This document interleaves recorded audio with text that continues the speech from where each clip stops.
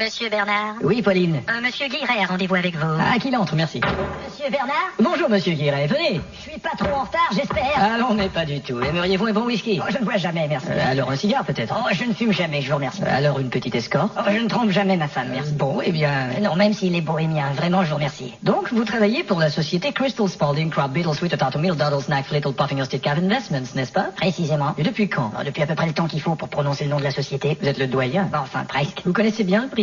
Mais bien sûr, Uh-huh. c'est un type brillant. Oui, il faut toute une tête pour diriger une telle société de capitaux. Évidemment, parce que si on n'a pas de tête, ça devient une société décapitée. Oui, Le bureau que vous voyez en ce moment était celui de mon père. Il est très bien. J'étais très proche de mon père. Oui, vous me semblez très proche père. Et je me retrouve aujourd'hui assis dans ce bureau devant mon principal compétiteur. Oui, quelle aberration. Quelle aberration, en effet. Et c'est aussi ce que je vais vous demander, votre collaboration. Ah bon? Et en quoi ça C'est un calembour. Collaboration. Je vois pas de quelle façon je pourrais vous... Quelle aberration, Oui, collaboration. c'est un excellent calembour. Mais qu'est-ce que vous voulez au juste? Vous savez, Vous pouvez me tutoyer. Non, sans façon, j'ai l'habitude de vous voyer. C'est comme vous voulez. Je vais vous offrir une large somme pour témoigner contre votre président. Je veux dire, comme vous dites, vous avez l'habitude de soudoyer. Eh bien, j'ai été clair, j'attends votre réponse. Seriez-vous aussi du genre à planquer des micros? Vous me connaissez mal. Les micros, c'est du passé, tout ça. Un, deux. D'accord. Alors, il n'y a pas de caméra non plus? Alors, pour qui me preniez-vous, Guiret? Gros plan sur la 2. Vous savez, parfois en affaires, il ne faut pas avoir peur, si vous me pardonnez l'expression, de se montrer nos caleçons. Ça, c'est vrai. Faut se dire les choses telles qu'elles sont. Alors, on peut commencer à négocier. Vous savez, je dois partir tôt. Ah bon? J'ai pas ma voiture et je dois prendre le bus. Nous avons mis une voiture à votre disposition. Oui, mais je dois faire les courses pour le dîner. Il y a une grande surface dans l'immeuble, ça vous prendra 5 minutes. Il faut que je prenne les mômes à la garderie aussi. J'envoie tout de suite une préposée, elle va s'en occuper. Écoutez, je dois m'en aller. Il faut vraiment que je me gratte une couille. Il y a un gratte-couille électronique sur votre siège. Oui, monsieur.